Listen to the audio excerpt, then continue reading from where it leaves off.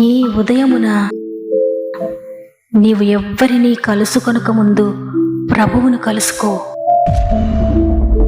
నీవు ఎవ్వరినీ చూడకముందు ప్రభువును చూడు. నీవు ఎవ్వరితో మాట్లాడకముందు ప్రభువుతో మాట్లాడు. నీవు దేనిని వెదకకముందు ఆయన రాజ్యములో నీతిని వెదకు.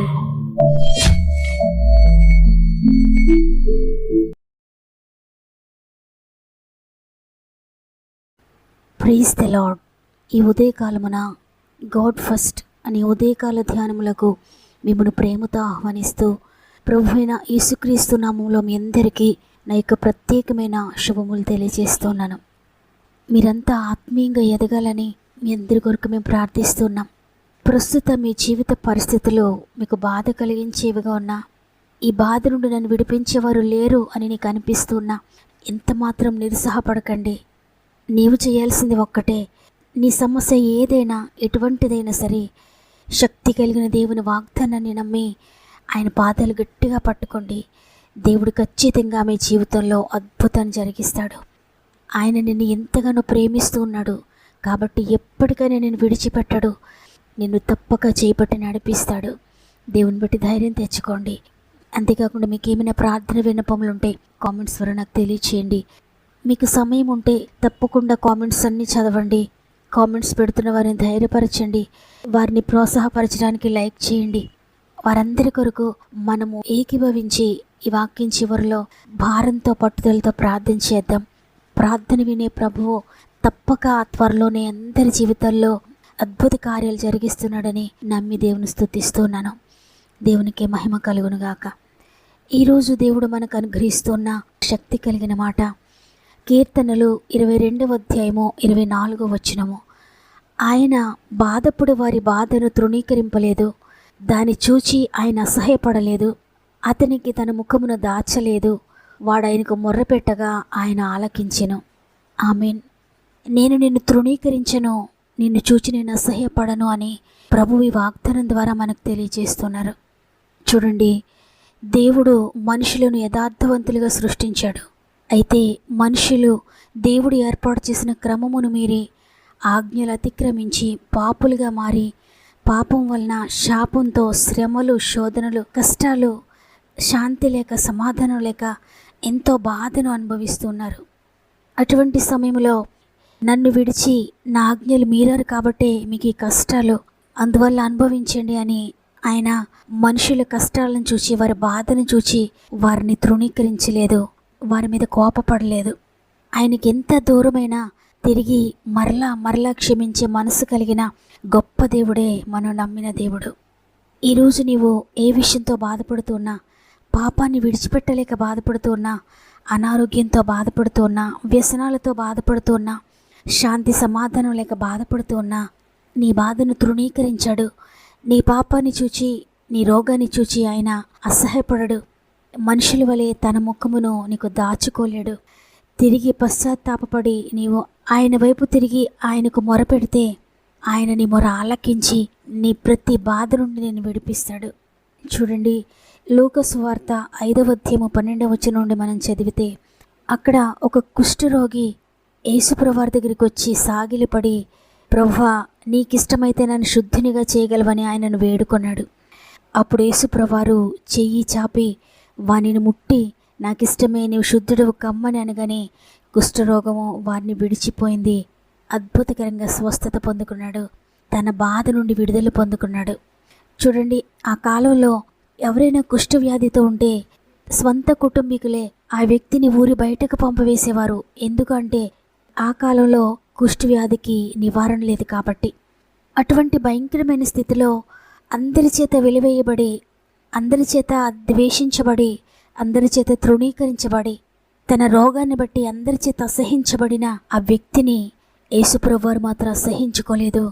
నన్ను స్వస్థపరచండి అని ప్రభువుని వేడుకున్నప్పుడు నీవు స్వస్థత పొందు అని దూరం నుండి ఆయన మాట మాత్రం మాట్లాడి స్వస్థపరచలేదు. కానీ కుష్ఠరోగి దగ్గరికి వెళ్ళి శరీరం నిండా కురుపులతో, రక్తం కారుతూ, రసి కారుతూ ఉన్న ఆ శరీరాన్ని ముట్టి ఆ వ్యక్తిని స్వస్థపరిచాడు.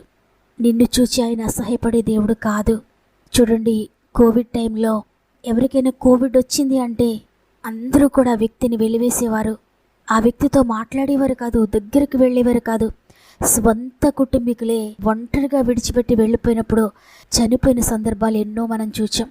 ఎంత ప్రేమ కలిగిన భర్త అయినా భార్య అయినా కోవిడ్ అని తెలియగానే వారిని అంటరాని వారిగా ఒక మూలను ఉంచే పరిస్థితులు కొంతకాలంగా మనం చూస్తూ వచ్చాం. అటువంటి వెలివేయబడిన ఆ కోవిడ్ పేషెంట్స్కు ఎవరు తోడున్నారు అంటే అసహ్యపడని, తృణీకరించని, ముఖమును దాచుకోలేని యేసుప్రభు వారు మాత్రమే వారికి తోడుగా ఉండి ఒంటరిగా ఉన్న వారిని బలపరిచి వారిని స్వస్థపరిచి లేవనెత్తి బ్రతికించారు. చూడండి, ఈరోజు నీవు ఒకవేళ అనారోగ్యంతో ఉన్నావా, నీవెంత రోగంతో ఉన్నా, నీ కుటుంబీకులే నీ స్వంత వారిని నేను అసహించుకుంటూ ఉన్నా, ఆయన మాత్రం నిన్ను ముట్టి లేవనెత్తుతాడు. ఎంత మాత్రం భయపడొద్దు.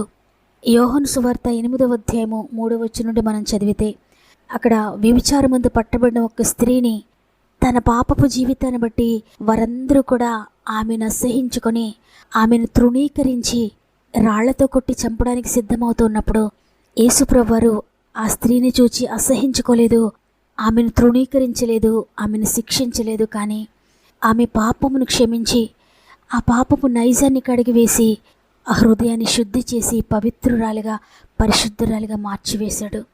చూడండి దేవుని బిడ్డలారా, ఎంత ప్రేమ కలిగిన ప్రభువు. బాధపడే వారిని ఆయన తృణీకరించేవాడు కాదు. ఈ లోకమంతా అసహించుకునే వారిని ఆయన అసహించుకునే దేవుడు కాదు. ఈ లోకమంతా బాధలో ఉన్న వారిని చూచి, అనారోగ్యంతో ఉన్న వారిని చూచి, కష్టాలలో ఉన్న వారిని చూచి మనుషులు ఏ విధంగా ముఖము దాచుకొని వెళ్ళిపోతారో ఆ విధంగా ఆయన బాధలో, కష్టంలో, నష్టంలో, అనారోగ్యంతో, ఇరుకులో, ఇబ్బందుల్లో ఉన్న వారిని చూచి ముఖము దాచుకొని వెళ్ళిపోయే దేవుడు కాదు. అటువంటి వారిని విడిపించి రక్షించే గొప్ప దేవుడు. వారందరినీ కూడా ప్రేమించి వారి బాధ నుండి విడిపించి, వారి రోగం నుండి విడిపించి, వారి పాపమును కడిగివేసి, వారి శాపాన్ని కొట్టివేసి వారితో పాటు ఉండి వారిని ముట్టి స్వస్థపరిచి విడుదలిచ్చే గొప్ప దేవుడు. ఈరోజు ఈ మాటలు వింటున్న ప్రియ చెల్లి, ప్రియ తమ్ముడు, ప్రియ అక్క, అన్న, ఈ ఉదయాన్ని ఒకవేళ నీవు అనారోగ్యంతో బాధపడుతూ ఉన్నావా, నీ అనారోగ్యాన్ని బట్టి తృణీకరించబడుతూ ఉన్నావా, బాధను అనుభవిస్తూ ఉన్నావా, ప్రభువుకు మొరపెట్టు. ఆయన తప్పక నీ ప్రార్థన ఆలకించి గొప్ప విడుదలనివ్వబోతున్నాడు. ఒకవేళ నీవు విడిచిపెట్టలేని పాపంతో ఉన్నావా, వ్యసనాలతో నలిగిపోతూ ఉన్నావా, నేను పాపిని కదా, దేవుని ఆజ్ఞను మీరాను కదా, నేను దేవునికి ఇష్టం లేని జీవితం జీవించాను కదా, ఆయన నన్ను తృణీకరిస్తాడేమో, నా మీద ఆయన అసహ్యపడతాడేమో, నా ప్రార్థన వినడేమో అని నీవు అనుకుంటున్నావేమో. అయితే దేవుడు నిన్ను తృణీకరించలేడు, ఆయన నిన్ను చూసి అసహ్యపడలేడు. ఎందుకంటే ఆయన నిన్ను ఎంతగానో ప్రేమిస్తున్నాడు. నీవు తిరిగి ఎప్పటికైనా పశ్చాత్తాపపడి ఆయన దగ్గరికి వచ్చినట్లయితే, ఆయనకు మొరపెట్టినట్టయితే, తండ్రి నేను పాపిని, నన్ను క్షమించు అని ఆయనను వేడుకున్నట్లయితే ఆయన తప్పక నేను క్షమిస్తాడు. నిశ్చయముగా నీ మొర విని నిన్ను కరుణిస్తాడు. కాబట్టి నీవే స్థితిలో ఉన్నా, నీ శరీరంలో ఎంత బాధని నీవు అనుభవిస్తూ ఉన్నా, అనేక మందితో తృణీకరించబడుతూ ఉన్నా, నీ జీవితాన్ని బట్టి, నీ అసమర్థతను బట్టి అందరి చేత నీవు అసహింపబడుతూ ఉన్నా, నిన్ను చూడ్డానికి అసహించుకుంటూ ముఖమును దాచుకుని నీ ప్రక్క నుండి వెళ్ళిపోతున్నా, ఎంత మాత్రము దిగులు పడద్దు, ఎంత మాత్రం భయపడద్దు. ఈ లోకమంతా ఒకవైపు నీకు వ్యతిరేకంగా ఉన్నా, నిన్ను అసహించుకుంటూ ఉన్నా, మరోవైపు నీ ప్రక్కన సృష్టికర్త అయిన ప్రభు ఉన్నాడు. ఆయన నీ జీవితంలో నూతన సృష్టి చేస్తాడు. నీవే స్థితిలో ఉన్నా నిన్ను లేవనెత్తుతాడు. నీవెంత బాధలో ఉన్నా తప్పక నీ బాధ నుండి విడిపిస్తాడు. నీకు సంపూర్ణ స్వస్థతనిస్తాడు, ఆరోగ్యం ఇస్తాడు, నిన్ను లేవనెత్తుతాడు. ఆత్మీయంగా పడిపోయి, పాపంలో పడిపోయి అందరి చేత వేలిపెట్టి చూపించబడుతూ ఉన్నా ఎంత మాత్రం భయపడొద్దు. నీవు ఇప్పటికైనా ఆయన దగ్గరకు రా, ఆయనకు మొరపెట్టు. ఆయన నిన్ను పరిశుద్ధునిగా తీర్చిదిద్ది తిరిగి మంచి సాక్ష్యాన్ని, మంచి జీవితాన్ని నీకు ఇవ్వబోతూ ఉన్నాడు. ఈ ఉదయాన్ని అందరం కలిసి ప్రభు సన్నిధిలో మోకరించి ఒక్క నిమిషం ప్రార్థన చేద్దామా? తండ్రి నీకు వందనాలు. గడిచిన దినమంతా మమ్మల్ని కాచి ఈ నూతన ఉదయాన్ని మాకిచ్చి, నూతనమైన వాగ్దానాన్ని ఇచ్చి, నూతనమైన ధైర్యాన్ని ఇచ్చి, నూతనమైన విశ్వాసాన్ని మా హృదయంలో పుట్టించి నీ ప్రేమను మాపై వెల్లడిపరిచినందుకు నీకు వందనాలయ్యా. నేను తృణీకరించను, మిమ్మల్ని బాధ పెట్టను, మిమ్మల్ని నేను అసహించుకోను, మిమ్మల్ని దాటి వెళ్ళిపోనని వాగ్దానం చేసిన తండ్రి, ఎంతమంది ఈరోజు ఈ వాగ్దానాన్ని విశ్వసించి రిసీవ్ చేసుకుంటూ ఉన్నారో అందరి జీవితాలు ఈ వాగ్దానాన్ని నెరవేర్చండి. వారెంత బాధలో ఉన్నా, ఎంత తృణీకరించబడిన స్థితిలో ఉన్నా, ఎంత అసహించబడుతున్న స్థితిలో ఉన్నా వారి చేపట్టి లేవనెత్తండి. వారి ప్రతి బాధ నుండి విడిపించండి. వారి కన్నీటిని తొడవండి. ఏ పరిస్థితిలో వారున్నా ప్రతి పరిస్థితి నుండి విడిపించండి అయ్యా. వారి పాపపు మరకలను కడగండి. ఎంతమంది పాపపు బంధకాలను బట్టి అనేక మంది చేత తృణీకరించబడుతూ, వ్యసనాలను బట్టి అసహించబడుతూ ఉన్నారో ప్రతి పాపం నుండి విడిపించండి అయ్యా. ప్రతి వ్యసనం నుండి విడిపించండి అయ్యా. ప్రతి పాప బంధకం నుండి విడిపించి విడుదలను గ్రహించండి. మచ్చ, ముడత, కళంకము, డాగులేని పరిశుద్ధులుగా మార్చండి అయ్యా. అయ్యా, ప్రతి పాపపు మరకను కడగండి. ప్రతి పాపపు మచ్చను కడగండి. క్రొత్త జీవితాన్ని వారికి దయచేయండి. అనారోగ్యంతో మంచంపై ఉండి అనేక మంది చేత తృణీకరించబడుతూ, అసహించబడుతూ బాధలో ఉన్నారో ప్రతి ఒక్కరిని ముట్టండి అయ్యా. నేను స్వస్థపరిచే యెహోవాను నేనైనా వాగ్దానం చేశారు.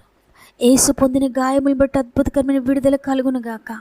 నిశ్చయముగా వారి రోగమును యేసు భరించారు కాబట్టి విడుదల ప్రకటిస్తూ ఉన్నాను. ఎంతమంది ఆర్థిక బంధకాలతో, ఆర్థిక సమస్యలను బట్టి అనేక మంది చేత తృణీకరించబడుతూ, విడిపించబడే మార్గం లేక బాధపడుతూ ఉన్న ప్రతి కుమార్తెని చేపట్టి లేవనెత్తండి. ఉద్యోగం లేదని, వివాహం కాలేదని, గర్భఫలం లేదని తృణీకరించబడుతూ, బాధపడుతూ అనేక మంది చేత అసహించబడుతూ ఉన్నారో పరిశుద్ధాత్ముడా, ఇప్పుడే వారిని తాకండి అయ్యా. వారి అసమర్థతను తాకండి. వారి జీవితంలో కార్యము జరగకుండా ఆటంకపరుస్తున్న ప్రతి ఆటంకమును నిర్వీర్యం చేస్తున్న యేసునామములో అద్భుతకరమైన ఆశ్చర్య కార్యములు యేసునామములో జరుగునుగాక. ఎంతమంది కోర్టు కేసులతో ఉండి, జైలు బంధకాల్లో ఉండి, పాపి అని వేలిపెట్టి చూపించబడుతూ, తృణీకరించబడుతూ, అసహించబడుతూ బాధలో ఉన్నారో పరిశుద్ధాత్ముడా అద్భుతకరంగా విడిపించండి అయ్యా. వారు అనుభవిస్తున్న ప్రతి నిందను కూడా కొట్టివేసి ఘనతను దయచేయండి అయ్యా. కామెంట్స్లో ఎంతమంది వారి బాధను మాకు తెలియజేస్తున్నారో ప్రతి ఒక్కరిని కూడా నీ చేతులకు అప్పగిస్తూ ఉన్నానయ్యా. వారి ప్రతి సమస్య నుండి విడుదల ప్రకటిస్తున్నాను యేసునామములో. ప్రతి విషయంలోనూ జయము పొందుకొందురుగాక. ప్రత్యేకంగా మా ఆత్మీయ కుటుంబం చేతులకు అప్పగించుకుంటూ ఈ రోజంతా వారి ప్రయాణాల్లో తోడుగా ఉండండి. వారి పనిపాట్లలో తోడుగా ఉండండి అయ్యా. వారి ఉద్యోగాల్లో తోడుగా ఉండండి. వారి వ్యాపారాలను అభివృద్ధిపరచండి. వ్యవసాయంలో తోడుగా ఉండండి. చేతి పనుల్లో మీరు తోడుగా ఉండండి అయ్యా. వారి డ్రైవింగ్లో మీరు తోడుగా ఉండి మీరు డ్రైవర్గా ఉండి నడిపించండి. ఒకవేళ హాస్పిటల్స్ వెళ్తూ ఉంటే యేసునామములో నార్మల్ రిపోర్ట్స్ వచ్చునుగాక. ఎవరైనా ఇంటర్వ్యూస్కి వెళ్తూ ఉంటే నీ నామములో జయము కలుగునుగాక. చదువులోని జ్ఞానం ఇవ్వండి. ఎగ్జామ్స్లో నీవు తోడుగా ఉండి రాయించండి. పరిచర్యలో ఉన్న ప్రతి ఒక్కరికి మీరు తోడుగా ఉండి నీ ఆత్మచేత నడిపించి అద్భుతకరమైన పరిచర్య జరిగించుకోండి అయ్యా. ప్రార్థనలో ఏకీభవిస్తున్న ప్రతి ఒక్కరిని ఈ రోజంతా చేపట్టి నడిపిస్తారని నమ్మి నీకు స్తుతులు చెల్లిస్తూ యేసయ్య పరిశుద్ధమైన నామములో అడిగి వేడుకొంచున్నాను తండ్రి, ఆమేన్. దేవుడు మిమ్ములను మీ కుటుంబాలను అత్యధికంగా ఆశీర్వదించి దీవించునుగాక. మరల రేపు అందరం కలిసి ఆయనను స్తుతిందాం. అంతవరకు ప్రభు మనకు తోడండి నడిపించునుగాక. God bless.